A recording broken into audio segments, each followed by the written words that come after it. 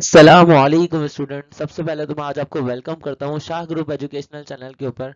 हम Shah group educational channel पर discuss कर रहे हैं क्लास 10th केमिस्ट्री। सारे सब्जेक्ट्स अपलोड किए जा रहे हैं। 10th क्लास के और 9th क्लास के सारे सब्जेक्ट्स अपलोड किए जा रहे हैं। पर्सनली मैं आज आपको 10th क्लास केमिस्ट्री स्टार्ट करवा रहा हूँ, ठीक है। 10th क्लास केमिस्ट्री के अंदर हमारा जो चैप्टर जो हमने डिस्कस करना है, चैप्टर नंबर 1, उस चैप्टर का नाम है केमिकल इक्विलिब्रियम। चैप्टर नंबर 1 का नाम है केमिकल इक्विलिब्रियम। लेकिन हम इस चैप्टर के अंदर केमिकल इक्विलिब्रियम के बारे में नहीं पढ़ेंगे। हम सबसे पहले कुछ बेसिक चीज़ों के बारे में पढ़ेंगे, जैसे कि रिवर्सिबल एंड इरिवर्सिबल रिएक्शंस के बारे में पढ़ेंगे। क्योंकि जब हमारा एक ग्राउंड इस्टेब्लिश हो जाएगा, हम रिवर्सिबल रिएक्शंस को बहुत अच्छे से समझ जाएंगे, फिर जाके हमें केमिकल इक्विलिब्रियम समझ आएगा। तो आज के इस लेक्चर के अंदर हम बुनियाद रखेंगे अपनी रिवर्सिबल और इरिवर्सिबल रिएक्शन से। तो चलिए शुरू करते हैं। इरिवर्सिबल रिएक्शंस कौन से होते हैं? इरिवर्सिबल रिएक्शंस वो होते हैं जो कि सिर्फ एक डायरेक्शन में प्रोसीड करते हैं, यानी कि रिएक्टेंट से किस चीज में कन्वर्ट होंगे? रिएक्टेंट से सिर्फ और सिर्फ प्रोडक्ट्स में कन्वर्ट होंगे। ये कभी भी प्रोडक्ट से वापसी रिएक्टेंट्स नहीं बना सकते, ठीक है ना। इनका रिएक्शन रिवर्स नहीं हो सकता, ये सिर्फ फॉरवर्ड डायरेक्शन में प्रोसीड कर सकते हैं, यानी कि रिएक्टेंट से सिर्फ प्रोडक्ट बना सकते हैं। एग्जाम्पल के तौर पे अगर मैं आपको कहूँ कि आपकी जो अम्मी है उन्होंने बिरयानी बनानी है, तो उन्होंने बिरयानी बना ली। उन्होंने सारा जो इंग्रेडिएंट्स थे वो सब शामिल किए, राइस, चिकन और जो कुछ भी हो सकता था, चिकन, पोटैटो और कुछ भी जो इंग्रेडिएंट्स, मसाले, स्पाइसेस वगैरह सारे मिला मिला के, प्लस हीट, सब चीज़ें मिला के, हर चीज़ मिला के उन्होंने क्या करी? बिरयानी बना दी। तो बिरयानी एक मरतबा बन गई। तो ये फॉरवर्ड रिएक्शन के अंदर हुआ सारा काम कि यहाँ पे सारे के सारे इंग्रेडिएंट्स कंबाइन हुए, उन सारे इंग्रेडिएंट्स ने फॉरवर्ड रिएक्शन किया और बिरयानी बनाई। लेकिन अगर मैं आपसे कहूँ कि बिरयानी से वापसी ओरिजिनल रिएक्टेंट्स बना दो, यानी बिरयानी से वापसी चावल अलग कर दो, चिकन अलग कर दो, आलू अलग कर दो, स्पाइसेस अलग कर दो, और बिल्कुल उसी फॉर्म में अलग कर दो जिस फॉर्म में वो पहले थे, यानी जैसे एग्जैक्टली पहले थे बिल्कुल उसी फॉर्म में वापसी ले आओ, तो आप बोलोगे सर ये तो पॉसिबल नहीं है, ये इम्पॉसिबल है, यानी कि यहाँ पर रिवर्स रिएक्शन नहीं हो सकता। यहाँ पे रिवर्स रिएक्शन पॉसिबल नहीं है। यहाँ पे जो रिएक्शन है वो इरिवर्सिबल है, सही है। इसी तरह से मैं आपको कुछ और एग्जांपल भी देता हूँ। लेट सपोज कर लें कि आपने बारबेक्यू करनी है। आपने बारबेक्यू करनी थी, आपने कोयला जला दिया, कार्बन कोयला जो होता है बेसिकली कार्बन होता है, सीधा सीधा।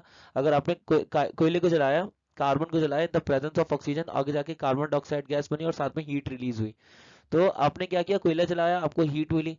अब मैं आपसे कह रहा हूँ कि ये जो कार्बन डाइऑक्साइड गैस बनी है ना, एक काम करो, इन सारी गैस से कोयला वापसी अलग कर दो या वापसी प्रोड्यूस कर दो। तो आप बोलोगे सर ये भी पॉसिबल नहीं है, ये भी इरिवर्सिबल रिएक्शन है, यहाँ पे भी रिएक्शन प्रोडक्ट से वापसी रिएक्टेंट में नहीं आ सकता, ठीक है।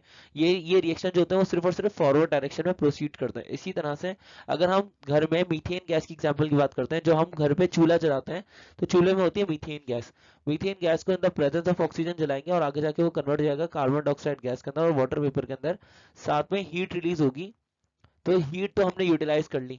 मैं आपसे इतना कह रहा हूँ कि एक काम करें, आप कार्बन डाइऑक्साइड गैस को वापसी मीथेन के अंदर कन्वर्ट कर लें, तो आप कहेंगे कि सर ये भी पॉसिबल नहीं है, ये रिएक्शंस पॉसिबल नहीं है, ये रिवर्स डायरेक्शन में प्रोसीड नहीं होते। तो ये सारे रिएक्शंस है इरिवर्सिबल रिएक्शंस। इरिवर्सिबल रिएक्शंस वो होते हैं जो कि रिएक्टेंट से प्रोडक्ट तो बना देते हैं, लेकिन प्रोडक्ट से रिएक्टेंट्स नहीं बना सकते, ठीक है। इरिवर्सिबल रिएक्शंस को हम एक एरो हेड से शो करते हैं, जबकि जो रिवर्सिबल रिएक्शंस होते हैं वो रिएक्टेंट से प्रोडक्ट भी बना सकते हैं और प्रोडक्ट से वापसी रिएक्टेंट में भी कन्वर्ट हो सकते हैं। तो हम इसको डबल एरो से शो करते हैं, एक तो रिएक्टेंट फॉरवर्ड डायरेक्शन का, एक तो एरो फॉरवर्ड डायरेक्शन का और दूसरा बैकवर्ड डायरेक्शन का, यानी दोनों रिएक्शन इसमें पॉसिबल हैं। अब पहले एक काम करते हैं, इरिवर्सिबल रिएक्शंस की डेफिनेशन पढ़ लेते हैं। इरिवर्सिबल रिएक्शन की डेफिनेशन क्या है? The reaction which proceeds to completion, ऐसे रिएक्शन जो कि कंप्लीशन की तरफ बढ़ते हैं, जो कि कंप्लीट होते हैं इन अ डेफिनेट डायरेक्शन, एक फिक्स डायरेक्शन में, यानी कि एक फॉरवर्ड डायरेक्शन के अंदर, तो वो रिएक्शंस कहलाते हैं irreversible reactions. It may be noted that, इनकी रिप्रेजेंटेशन कैसे होती है, इसको इस चीज को नोट करना चाहिए कि रिवर्सिबल रिएक्शंस के लिए हम सिंबल यूज करते हैं डबल एरो का।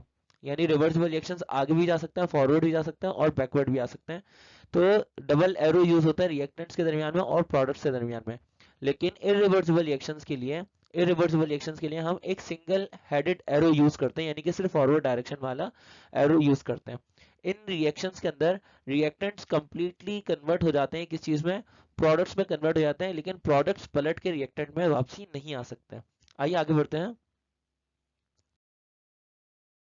अब इसकी एग्जांपल जो हमारी टेक्स्ट बुक के अंदर दी हुई है इरिवर्सिबल रिएक्शंस की, इरिवर्सिबल रिएक्शंस की एग्जांपल है कि हमारे पास पोटेशियम क्लोरेट है 2KClO3। पोटेशियम क्लोरेट को आपने हीट किया तो पोटेशियम क्लोराइड में कन्वर्ट हो गया और साथ में ऑक्सीजन गैस में कन्वर्ट हो गया। अब आप इन दोनों को मिलाकर KCl को और ऑक्सीजन गैस को मिला के वापसी पोटेशियम क्लोरेट नहीं बना सकते हैं। समझ रहे हैं आप मेरी बात? ये आप वापसी नहीं बना सकते। इसी तरह से सिल्वर नाइट्रेट है और सिल्वर नाइट्रेट को आपने सोडियम क्लोराइड के साथ में रिएक्ट करवाया तो आगे जाके क्या होगा कि सिल्वर क्लोराइड बन जाएगा, सिल्वर क्लोराइड बन जाएगा और सोडियम जो है वो नाइट्रेट से रिएक्ट कर लेगा तो बना लेगा सोडियम नाइट्रेट। अब यहाँ पे सोडियम नाइट्रेट NaNO3 बन गया। या मैग्नीशियम को आपने इन the presence of oxygen burn किया तो आगे जाके बन गया मैग्नीशियम ऑक्साइड। ठीक है, अब मैग्नीशियम ऑक्साइड हो गया। मैं ये कह रहा हूँ कि मैग्नीशियम को तोड़ के वापसी आप ऑक्सीजन अलग कर दें और मैग्नीशियम को तोड़ के वापसी आप ऑक्सीजन अलग कर दें, तो ये पॉसिबल नहीं है, राइट। तो ये सारे रिएक्शंस जो कि ये सारे के सारे रिएक्शंस हैं इरिवर्सिबल। इसमें रिएक्टेंट से प्रोडक्ट तो बन जाएगा लेकिन प्रोडक्ट से रिएक्टेंट नहीं बनेगा। रिएक्टेंट से प्रोडक्ट बन जाएगा लेकिन प्रोडक्ट से रिएक्टेंट नहीं बनेगा। इधर आप कुछ एग्जांपल जैसे ऐड कर लें, जैसे कार्बन का ऑक्सीजन के साथ में रिएक्शन था, आगे जाके बन गया कार्बन डाइऑक्साइड गैस। जो इक्वेशन आपको आसान लगे वो इक्वेशन याद कर लेगा, कोई सी 3 इक्वेशन याद कर लेगा। मीथेन गैस को in the presence of oxygen जलाया तो आगे जाके बन गया कार्बन डाइऑक्साइड गैस और वाटर वेपर्स। ये भी इरिवर्सिबल रिएक्शन है। इसी तरह से अगर मैं क्या करूं, अगर मैं यहाँ पे सोडियम हाइड्रोक्साइड को NaOH को HCl के साथ में रिएक्ट करवाऊं तो आगे जाके बन जाएगा NaCl प्लस H2O। तो ये रिएक्शन भी इरिवर्सिबल रिएक्शन है। ये भी रिएक्टेंट से प्रोडक्ट बनाता है, प्रोडक्ट से रिएक्टेंट नहीं बनाता। अब आते हैं जरा रिवर्सिबल रिएक्शंस के बारे में बात करते हैं। रिवर्सिबल रिएक्शंस वो हैं जो कि एक तरह समझ लें कि कभी भी कंप्लीट नहीं होते हैं एक फिक्स डायरेक्शन में। ये कभी भी एक फिक्स डायरेक्शन में कंप्लीट नहीं होते हैं, ये हमेशा रिवर्स हो जाते हैं। ये रिएक्टेंट से प्रोडक्ट्स में भी कन्वर्ट हो सकते हैं, रिएक्टेंट से प्रोडक्ट्स में भी कन्वर्ट हो सकते हैं। और जब प्रोडक्ट्स ज़्यादा हो जाएं या प्रोडक्ट्स की एबिलिटी होती है कि प्रोडक्ट्स वापसी रिकम्बाइन होके वो वापसी रिएक्टेंट भी प्रोड्यूस कर सकते हैं, तो ये फॉरवर्ड और रिवर्स दोनों डायरेक्शंस में प्रोसीड होते हैं। अब इनकी एग्जांपल्स के बारे में हम लोग बात करेंगे। आइए जरा स्टार्ट करते हैं।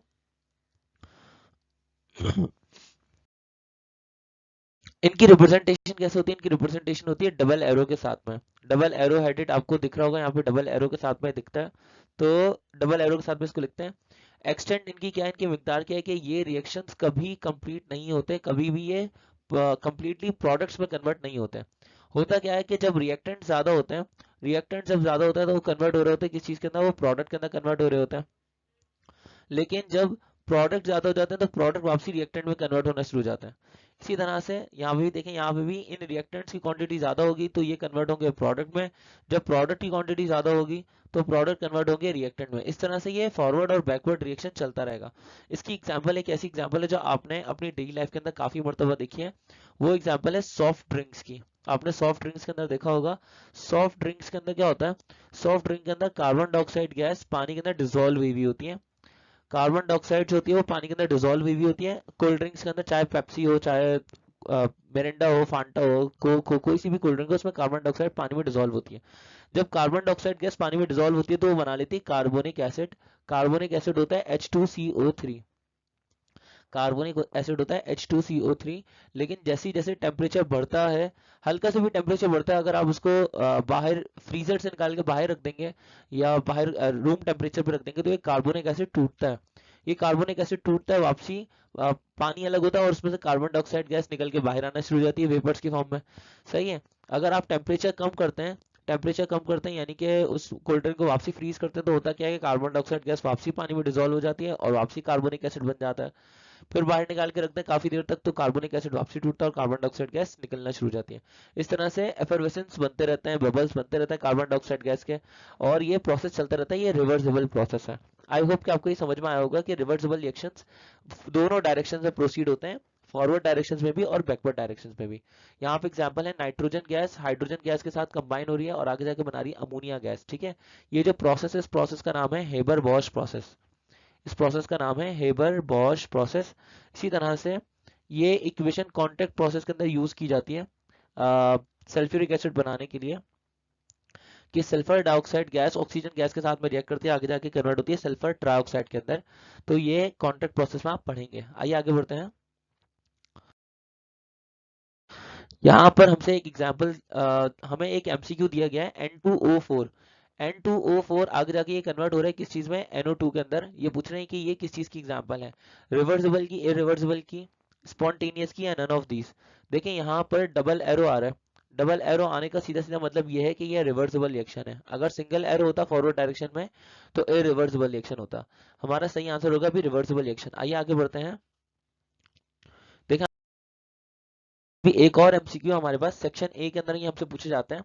तो एक और एमसीक्यू है, एमसीक्यू नंबर 2, जिसमें पूछ रहे हैं reactions that proceed on both directions. ऐसे रिएक्शंस जो कि प्रोसीड होते हैं दोनों डायरेक्शंस में और कभी भी कंप्लीशन की तरफ नहीं जाते, वो रिएक्शंस क्या कहलाते हैं। तो वो रिएक्शंस जो कि दोनों डायरेक्शन में प्रोसीड होते हैं, यानी फॉरवर्ड भी जाते हैं और बैकवर्ड भी आते हैं, कभी कंप्लीट नहीं होते, ऐसे रिएक्शंस को कहा जाता है रिवर्सिबल रिएक्शंस। ठीक है, option B is the right answer. आइए आगे बढ़ते हैं। नेक्स्ट एमसीक्यू के अंदर हमसे कहा जा रहा है कि मोस्ट केमिकल रिएक्शंस आर, ज्यादातर केमिकल रिएक्शंस कौन से होते हैं। तो ज्यादातर केमिकल रिएक्शंस जो होते हैं वो होते हैं इरिवर्सिबल। ज्यादातर केमिकल रिएक्शंस इरिवर्सिबल होते हैं, यानी कि रिएक्टेंट से प्रोडक्ट बनाते हैं लेकिन प्रोडक्ट से वापसी रिएक्टेंट नहीं बना सकते हैं। ठीक है, अब लास्ट एमसीक्यू है जो कि इस लेक्चर के अंदर हम लोगों ने डिस्कस करना है। ये लास्ट एमसीक्यू, इसके बाद हमारा ये लेक्चर एंड हो जाएगा स्टूडेंट्स। तो लास्ट एमसीक्यू के अंदर हमसे कहा जा रहा है, एमसीक्यू नंबर 4 के अंदर, केमिकल इक्विलिब्रियम किस में स्टैब्लिश होता है। केमिकल इक्विलिब्रियम स्टैब्लिश होता है रिवर्सिबल रिएक्शंस के अंदर। इरिवर्सिबल रिएक्शंस के अंदर केमिकल इक्विलिब्रियम नहीं होता। ठीक है, तो ये हमारा आंसर होगा। अब केमिकल इक्विलिब्रियम होता क्या है एग्जैक्टली exactly? तो केमिकल इक्विलिब्रियम के बारे में हम पढ़ेंगे लेक्चर नंबर 2 के अंदर। तो स्टे ट्यून्ड। अगर आपने हमारा चैनल अभी तक सब्सक्राइब नहीं किया है तो आप हमारे चैनल को सब्सक्राइब कर सकते हैं, शाह ग्रुप एजुकेशनल चैनल को, और साथ साथ में हमें फॉलो कर सकते हैं। प्ले स्टोर पर हमारी ऐप डाउनलोड कर सकते हैं, जिसका नाम है तौसीफ शाह पीपल्स एकेडमी। सही ना, तो वहाँ पे आप हमारी ऐप के ऊपर भी सारे लेक्चर्स चेक कर सकते हैं। मैं आपसे मिलूंगा नेक्स्ट लेक्चर के अंदर। तब तक के लिए अपना ख्याल रखिएगा। Thank you so much for watching. Allah Hafiz.